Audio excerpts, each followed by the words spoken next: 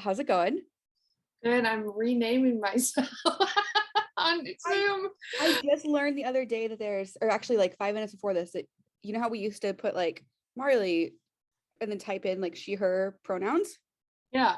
Now in your settings, it actually has a box for pronouns, and then you can Really? choose if it shows up on every meeting or if it prompts you every time. Like, that's Oh, really cool. that's cool. Yeah, I totally can't even get normalizing my it. name to show up correctly. Well, Anyways, super excited for this conversation. I think like most things, all bodies on bikes, it came from like a random thought or conversation that we had, and then we just decided to do it. yeah. Which is kind of how I live my life anyway, like just give it a try, and if it doesn't work, it doesn't work. But thanks for being game for my ridiculous ideas all the time. I love it. It's what keeps us going. It's true. Yeah, so the whole idea with this is, you and I have been on 1.5 million podcasts, but that's always somebody else's agenda.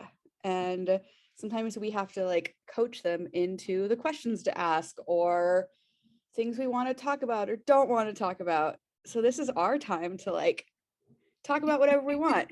And I know you had some great ideas for content for the channel. What are some of those? Yeah, I mean, I think getting people on to talk about, different aspects of inclusivity in cycling is awesome, but I know we also want to create some resources, talk about things like how to find a comfortable saddle. Do you think What that's is the most common question you get? Yes, yeah. Absolutely. That's like the most common question, and I see a lot of like bad advice out there. So where I call us like the mythbusters of saddle rumors. Oh my God. I Okay, feel we like we're need to out do an there like episode yeah. called Mythbusters of Saddles. We're gonna come back to this because I feel like it's too good of a thing to miss out Yes. on. So bookmark on saddles. So what other resources? Yeah, we talked about Q factor, how wide apart your pedals are. What is that? How do you find out what's going to work for you? Things like body position on the bike. Wrist stuff. Yeah, how to avoid wrist pain, So there's like the technical things of like how to make your bike comfortable, and then kind of the more cultural things. And we know about body size inclusion, but hoping to talk to people who know about all types of intersectional inclusion in cycling. Yeah, I think that's what I might be most excited for, because it's like, if we happen to be on a podcast with Molly Cameron, we can talk about, trans inclusion in cycling. Or if we happen to be on a podcast with like the Black Foxes, there's an opportunity to talk about race in cycling. But now you and I get to steer the conversation, which is, or I don't want to say steer the conversation, but pick the topics, which is like, I don't know.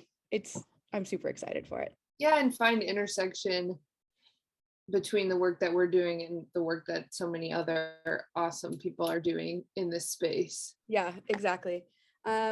Well, I guess for like our first episode, because it's just me and you, I have some fun questions that I don't think we've ever covered them before on any other podcasts.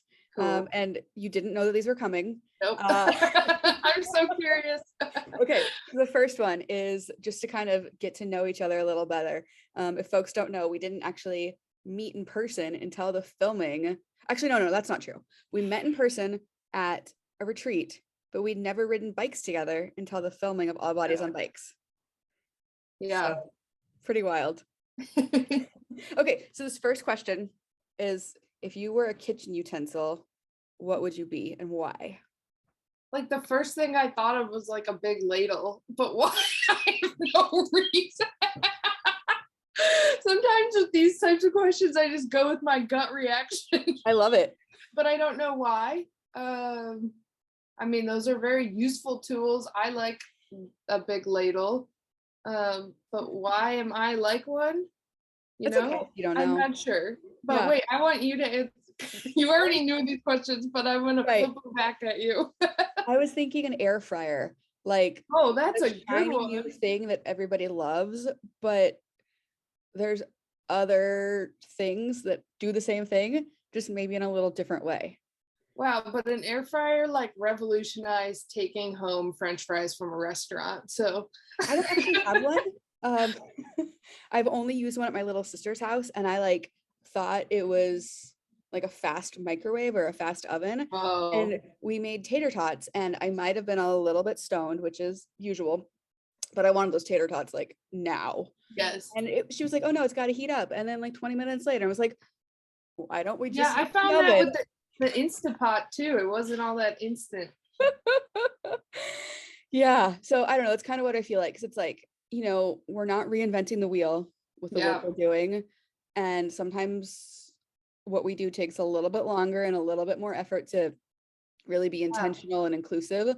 But it's a pretty cool thing. What an amazing metaphor. And I just said kitchen ladle. So that's good. It's funny because it's usually the opposite. When somebody asks us like a deep question, you usually have this like very articulate answer. And I'm like, ice cream. Let's write like some ice Yeah. cream. Got no idea. There's no metaphor there. I just like big spoons. So Okay, so all right, ladle. I mean, a good ladle is pretty indispensable. yeah. And you You don't can make realize that like people a don't have one, and you're like, I want to make matzo ball soup. true. How are you gonna get the Cool. matzo ball out of there with a small spoon and what will happen? Right. That's another thing that you and I don't really talk about, but we're both Jewish, which is kind of Yeah. fun. We both grew up on matzo ball soup. Oh yeah, Jewish penicillin. Okay, moving on. 2022 plans. I know there's a lot in the works for you personally. You just got married. Yes. I But am a married person. woo! What is there anything that's surprising about marriage to you? Maybe how it doesn't what's surprising is maybe that there's not that much difference, I guess. We've lived together for a long time In sin. and yeah, and we were living in sin and now we're not. So I guess that feels what a relief. But um, you know, I guess there's a lot of privilege that comes with being a married person. And so realizing some of those privileges, and then, just kind of feeling bummed that exists. That's not a happy answer. I mean, in general, we're super happy, but there's just a lot of, there's privilege that comes with being a married person. I don't think I realized like what those privileges were until I was married. Yeah.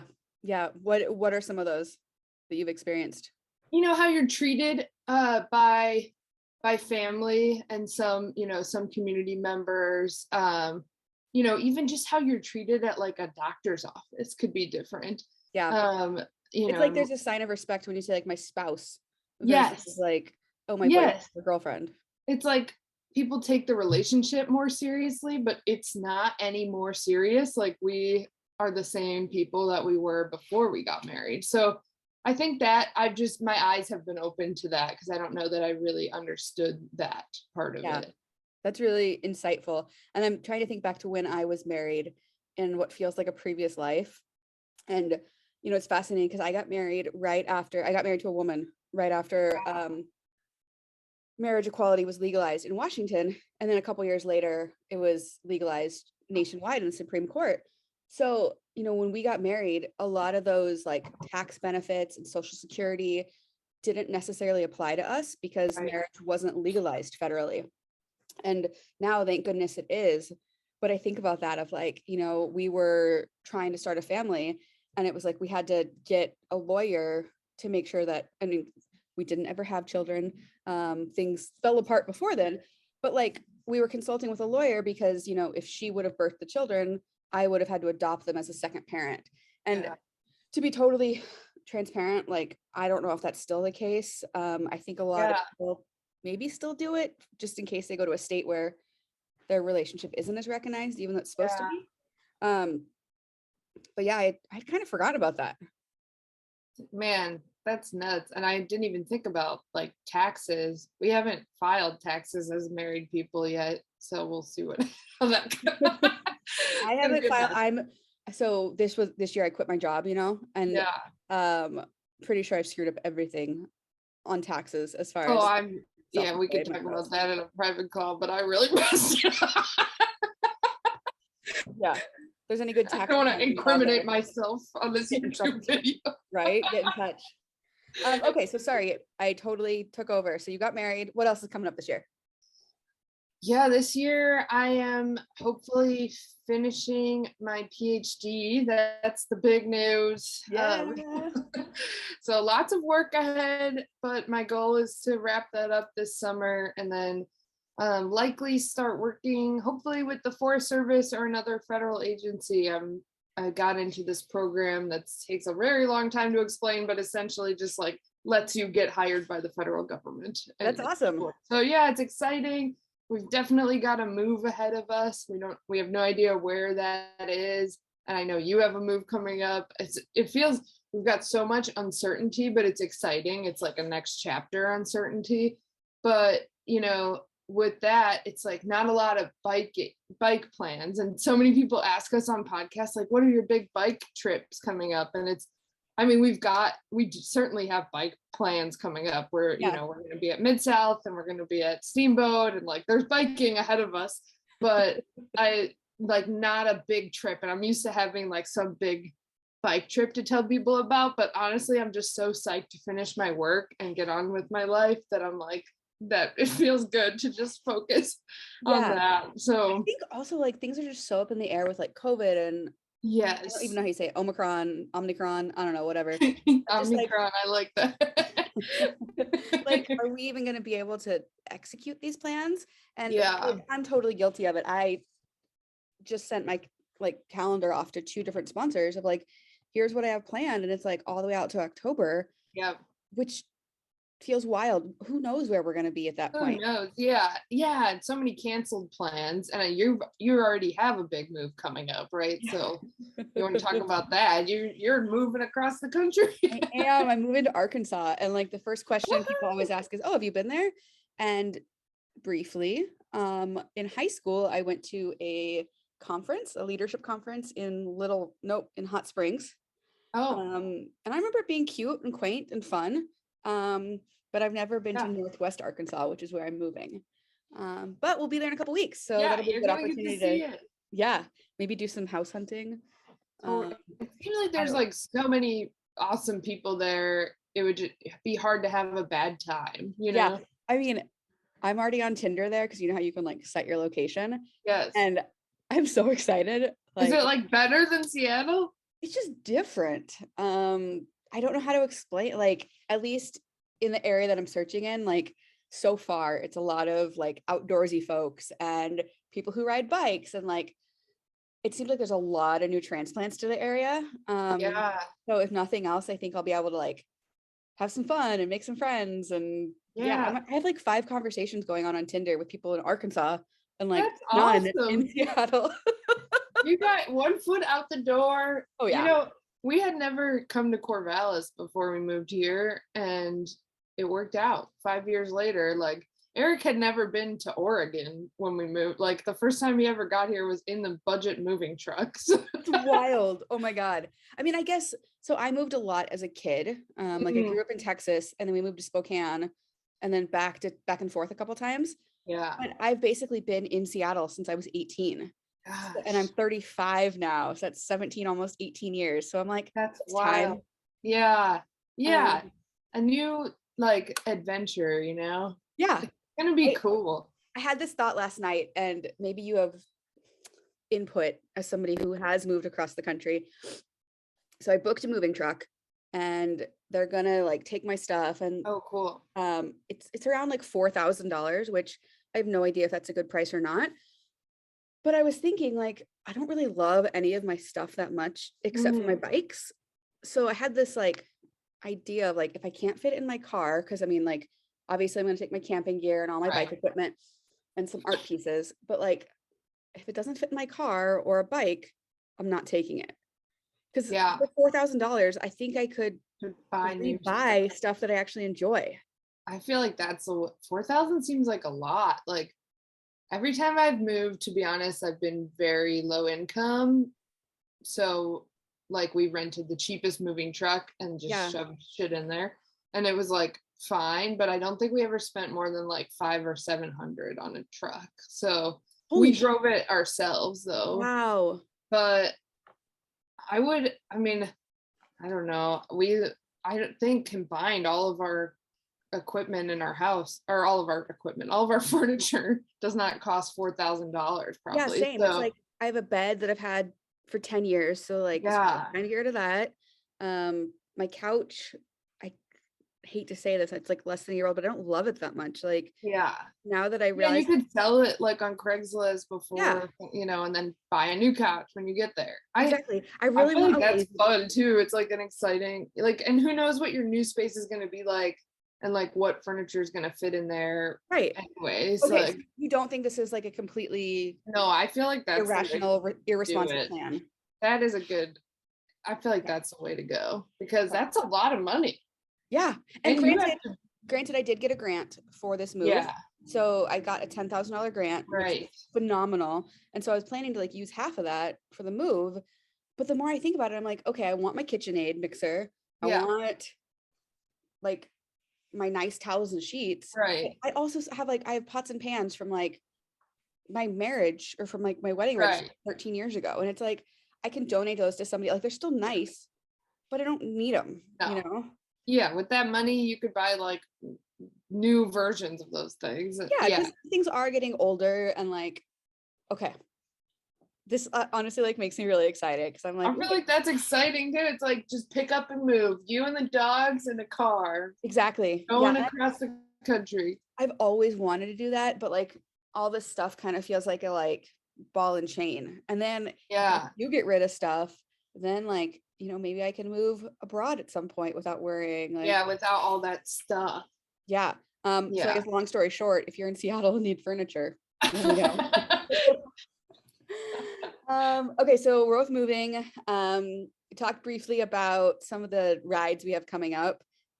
Mid-South is going to be your first gravel event. Yes. Yeah. But I mean, you and I have ridden gravel together, so you're not like brand new to gravel. No. Yeah, I have ridden many days of gravel biking, but I've never done it at an event, I guess. Yeah, like the only organized event I've ever done biking is Ragbri, I think. Okay, I think I'm gonna go this year. Yeah, which is so fun, like riding across Iowa. And there is actually a gravel day, but I didn't, it's an option, but I didn't do it because it was hot as crap. I don't know if we're supposed to swear. I don't know. I don't know. It's our thing. I guess we could swear. We can do it was really hot. Yeah, I'm hoping for Mid-South, all their social media references like the red mud. The mud, yeah. So I'm like, ooh, maybe it'll be dry because mud is so hard to ride in. Mud is so hard. I also like get panicky in sand or mud when I'm fishtailing a lot. Like I really don't enjoy that, but it's not, I mean, it's 50 miles, right? So it's a challenge, but it's like, it's doable. It's a doable, like I've done 50 kind of bad condition gravel miles in a day. Yeah. So it's like fun to know we can do it. And also I want to like do it in a way that I'm feeling good. So I'm like, yeah, that's like the exciting part of these 2 gravel rides is like, we're going to be like prepared in a way that when I'm bike packing, I'm not like preparing for that. I'm just like we don't myself around. Same. Yeah, I yesterday signed up for Unbound for the 100 mile. Oh, cool. 100 mile. Oh my gosh, that's so exciting. Or dumb and scary. And I don't know, I've never ridden 100 miles at one go ever. Yeah, I have hit 98. I hit 97 one time. Yeah, on like a bike tour, but when you're bike packing, you're not like, oh, let me hit those 3 more miles to like do a century. You're like, I don't care. I'm at my camp spot, Exactly. Like, let me make some dinner. It's like cool to do it. Like I've got plans to do a road century, but a gravel century is a whole different. That's like, yeah, I might regret this decision. That's pretty cool. You know what, it'll be an experience, and that's what I can say about it. Yeah. Wait, when is that one? This summer? The first weekend of June. Oh, the lottery's open right now if you want to enter to do it. I got it. That's dissertation crackdown time. Right. Yeah, fair enough. Plus, I'm not doing 100 miles. That's true. They do have shorter ones, which is what I did last year, and it was really fun. Yeah. And then Steamboat. Yes.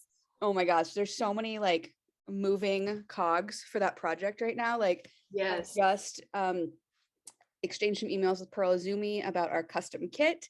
Cool. And I don't have all the specifics yet, but we're making a kit for the Steamboat athletes, including me and you. But then we're also going to sell that kit through pearlazumi.com so the general public can have an all bodies on bikes So jersey. cool. Yeah. That's awesome. Super, super stoked about that. Working with New Belgium Brewing to hopefully host a happy hour for the wider all bodies on bikes community. Yeah. There's just, we booked our housing. We had our first Happening. call with the Yes. athletes. Like it's wild. Like this was honestly like another one of those like pipe dreams of like, hey, we should do this. And then it was like, okay, we're doing it. We're doing it. I know. 17 of us gonna be at Steamboat, taking over. Yeah. I mean, sweet. That's kind of how, like that approach of like, hey, we have an idea, let's just run with it, is kind of how I feel like all of this all bodies on bike stuff has happened. It's so cool. It's like that is how it's all happened, and there's been a lot of like reception to all the things that we've put out in the world. And like, I mean, I guess in some ways I'm like surprised when some of our bigger ideas like work out the way we want them to, but also like there has just been such an appetite for this type of stuff for so long. I know you and I were like searching desperately for this community. And so I shouldn't, it's like, I shouldn't be surprised that other people were too, but it's just hard. It's like, sometimes it's hard to believe like that there was nothing out there, you know, like I just expected to find this out there. And the fact that like it wasn't there and that we were able to like make it exist is like very cool. Yeah. What has been your, like, if you had to pick like a top, I don't know, 1 to 3 like things that have come out of this, or just kind of anything associated, what would you say are your top things? Oh man, that's a tough one. Okay. I got to go show the film All Bodies on Bikes at an in-person thing this fall. And that was the first time I saw people I didn't know seeing the film, you know? Mm-hmm. And that was really impactful because it's like one thing for my friends or family to see it with me, which is really special, but like they know me, you know, and they know, some of them know you. And so it's like, they, you know, and they know Zeppelin, the director. So it's kind of like, they kind of expected it to be what it was, but these people like a lot of them had never even thought of these topics before. Just watching like the emotional response and then people coming up afterwards to share their stories or, you know, their ideas or what, you know, their inspirations. That's like really meaningful when people reach out to us. I know we've talked about like it's like a real honor for people to share their stories with us, or the fact that we've inspired even one person to get on a bike is like a huge thing. And I think, I don't know, I've been thinking a lot lately because I've been listening to Maintenance Phase, the podcast, about like what we're doing is pretty radical. Like, I think we know that, but I don't know if we always acknowledge it. Like this is not body positivity. It's not like, it's not even like joyful movement. Like what we're doing is like creating access and mobility and like a safe place. Like we're doing these like things that are like beyond just making people feel good about themselves. Not that that's not a valuable effort, but we're doing something like fundamentally changing the way that the cycling community works and the equipment that is offered and clothing. It's like, and the industry and like, like I guess the fact that like we started with just a couple workshops on like, hey, like think about how to harm fat people less in the cycling community, and now we like get to actually influence like the physical spaces in all these different ways is very cool. So I think I don't know, that's not a good answer because you asked for like a few things and I often have like the same reflection. I've talked to my therapist about it many times of like, this all just still feels surreal to me. Until like I take a step back or I'm on a ride and I can be like, no, like we're making things happen that are really impactful. And it's really exciting. Yeah, like physical things have happened because of what we've done, which is like really cool.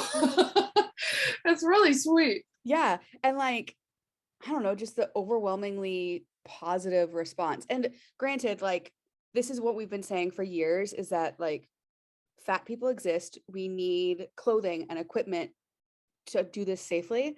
And like in the background of all of that is the business side of me going like, hey, companies, you can make so much money off of this. Yeah. And I didn't know if we'd be able to make that connection, but it really seems like it's happening. And Yeah. companies are acknowledging that they've left out so many people from this joyful, or the sport that you and I both love, and so many other sports.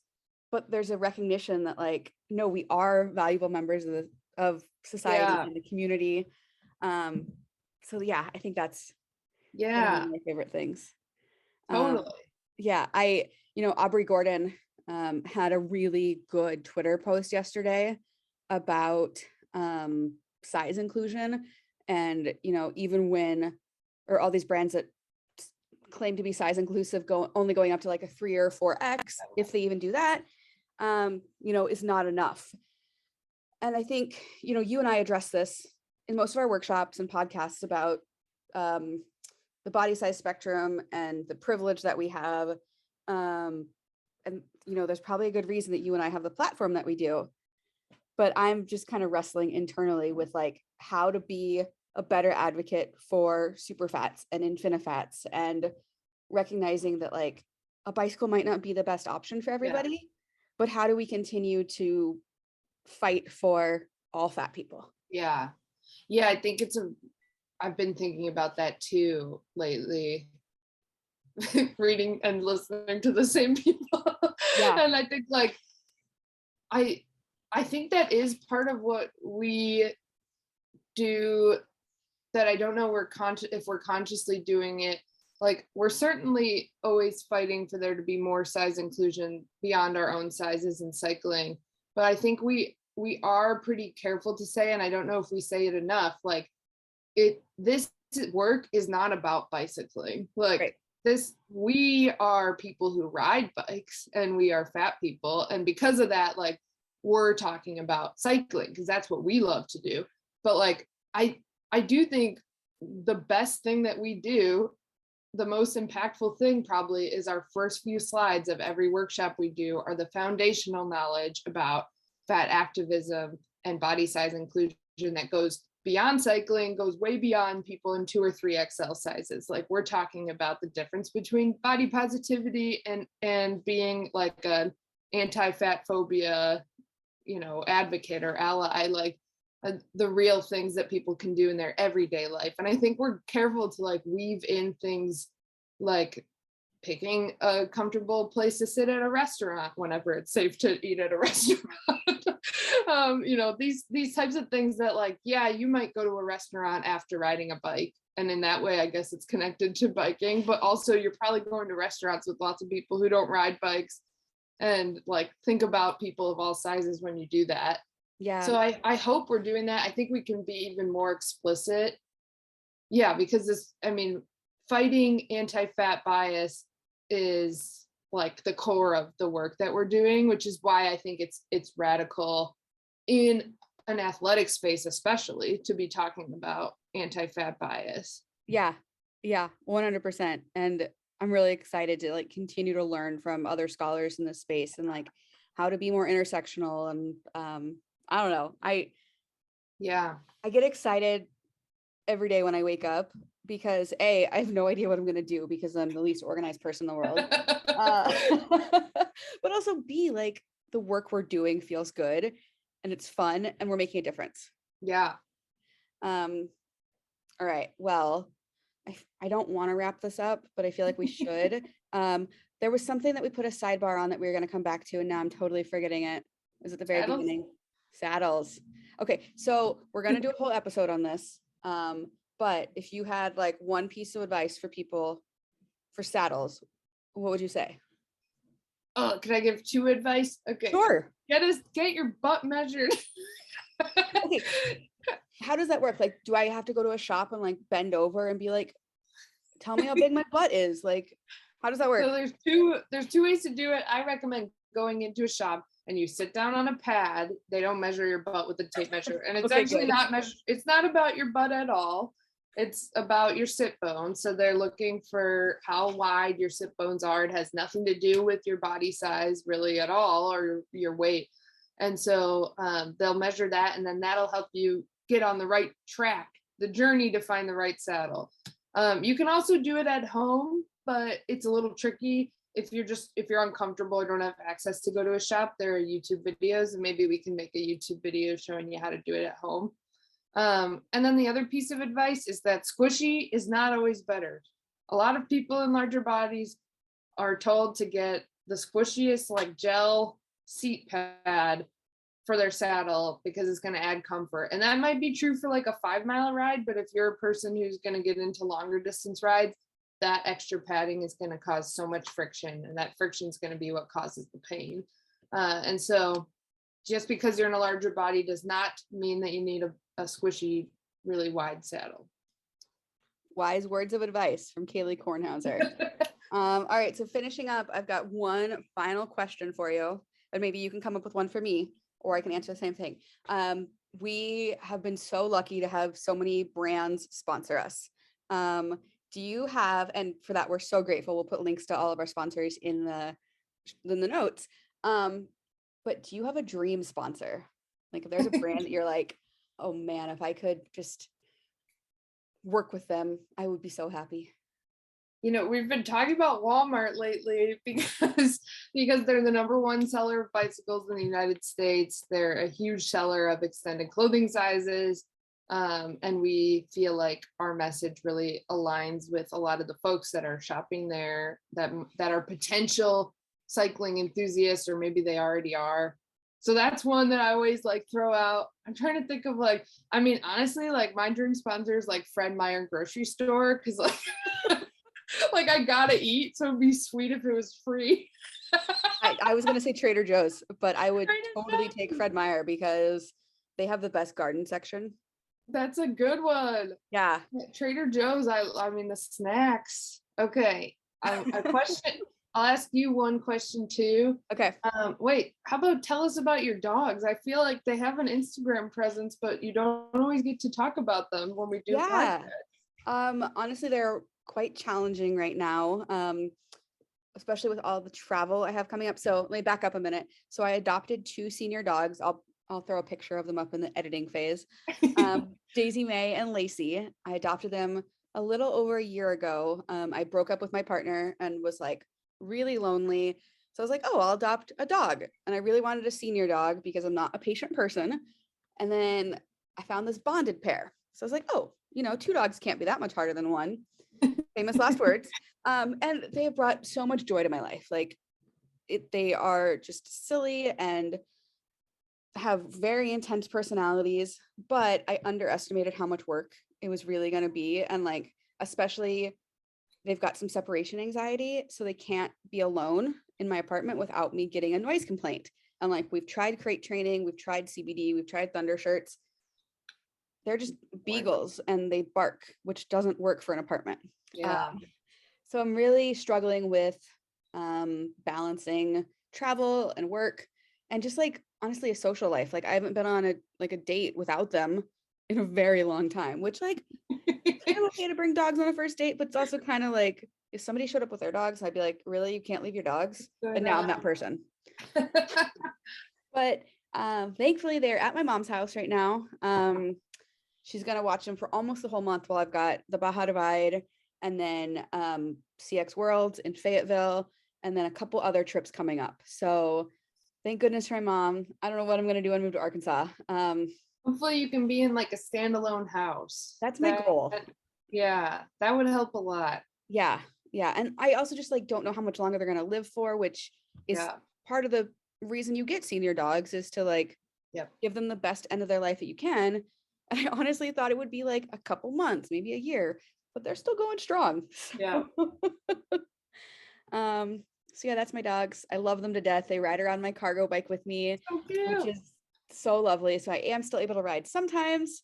But yeah. And you got to remember to put their Instagram handle in the comments. Yes. section. I need to remember to post more. I really, it's hard because right now, we run the All Bodies on Bikes Instagram, my own Instagram, and then also Daisy Mae and Lacey. Yeah. And I had this realization yesterday that like, leaving corporate America, I had one boss. Now I have like 15 because all the different sponsors, all the different groups we work with. And so like constantly trying to make sure that I'm not breaking any rules of my sponsors or like, appropriately acknowledging them and like just being a good ambassador for the brands that I'm working with. So I'm not complaining by any means. I have a dream job, but it's just different. But it's a job. Yeah. It is a job. Yeah. Yeah. Absolutely. I mentioned Baja. So I'm going off grid for like 10 days and I'm just like dreading how many emails I'm going to miss. And like, things are still going, but yeah, it keeps going. Yeah, that's just how it works. It never ends, this type of work. No. Yeah. And maybe that's a good call. Like a future topic is like boundary setting. I'm going to write that down. Yeah. Like, how do we establish boundaries for ourselves? And maybe we can bring on like Myrna Valerio to talk about how she does it. I remember at Steamboat, this is my last thing. Sorry. When I was at Steamboat Gravel last year, I felt this obligation to like always be present. Physically at like the expo and where all the people were at. And she instilled some really great knowledge of me of like, hey, you got to take care of yourself too. If that means taking a nap in the middle of the day or having some alone time, that's what people are expecting of you, is to be there when you're there. Right. So make sure you're able to do that. And that was kind of like, oh, I am allowed to take some time for myself. Yeah, that's helpful. Yeah, you can really lose yourself, especially at events. Oh yeah. And I have serious FOMO. Like even if there's nothing exciting happening, I want to be there for the boring stuff because something exciting could happen. Yeah. What's the Mindy Kaling has a book like everyone's partying without me. Oh yeah, like everyone's hanging out without me. Yeah. And I don't know. I feel like COVID helped cure me of some of that. I'm like really like staying home alone now until I get to an event where it's like I know something's happening. Yeah. There's good looking people I can flirt with. I love it. The flirting energy is strong. It really is. I mean, that's 99% of the reason I do this is it's just like constant. I shouldn't say that, but I love flirting. It doesn't ever go anywhere because I'm so awkward, but I love to flirt. We got to have a whole episode on, I want to hear more about like flirting and being awkward. Like those things seem antithetical. I know they can exist together and I've been out of the flirting game for a long time. So. Okay. Maybe that'll be our next episode because I am the master at it. Not that I like need to be very good at flirting. Okay. So real quick, one more story on this topic as a teaser for our next one. So I was at the pot shop yesterday and I walk out and this really good looking man walks in with an Ortlieb pannier and a helmet. I was like, oh, and we like made eyes at each other. At least I think we did. It's really hard to tell when you've got like the mask on. And I walked by his bike and it was like a real cool bike. And so I was like, I'm going to put a note on his bicycle. Just like we made eyes at each other, whatever. So I go back to my car and I'm like fumbling around looking for a pen. And it takes me like 5 minutes to find one. And in that time I see him come outside. I was like, I'm still going to do it. So even though he was out there. Yeah. I was feeling bold. So and granted at this point it's like raining / snowing, really gross out. So I scribble on this note like, hey, nice bike. We should go for a ride sometime. You're cute. Sign my name and my phone number. And I like walked up to him and I was like, hi, I was going to hide this on your bicycle, but now you're here. So here you go. Here you go. He was like, thank you. And I just like scurried back to my car. I haven't heard from him yet. So. Wow. That's amazing. You probably made that person's day. I mean, one person left a note on my bike once. It wasn't a flirting note. It was just a note that said, this is my dream bike. And I'll never forget it. I love it. It's like so cool. I think we should be more upfront with people, like with compliments. Like everybody loves getting a compliment. So. Yeah, everyone loves that. Like that person, that will stick with them for a long time, you know? I hope so. I mean, I hope they text me and like, Yeah, hey, I mean, hopeful. That's the go for a hopeful. ride. At the very least, you made someone happy. I hope so. At I the honestly, most, there's more to come. yeah. And who knows? He could be married, partnered, whatever. But I put myself out there. So, Heck yeah. all right. I think that's it for now. This is when the cool outro music would play. Yes, it's going to play.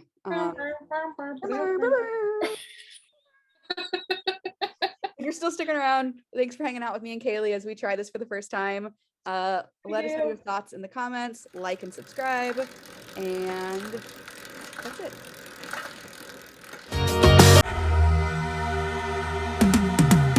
Cause I've been living life right like I could just die any minute. Going for a ride down the side, PCH country limit. I don't need a guide, follow lights, take me where I wanna visit. Are you alive? Or just breathing? Cause I've been living life right like I could just die any minute. Going for a ride down the side, PCH country limit. I don't need a guide, follow lights, take me where I wanna visit. Are you alive? Or just breathing? Flashing red lights, driving at night, windowless ride, feeling alive. Nothing in sight, forever in flight. Follow those lines, we'll make it this time. Blurry street lights, work as a guide to memories that we're making tonight. Oh yeah, we'll make it tonight. Yeah.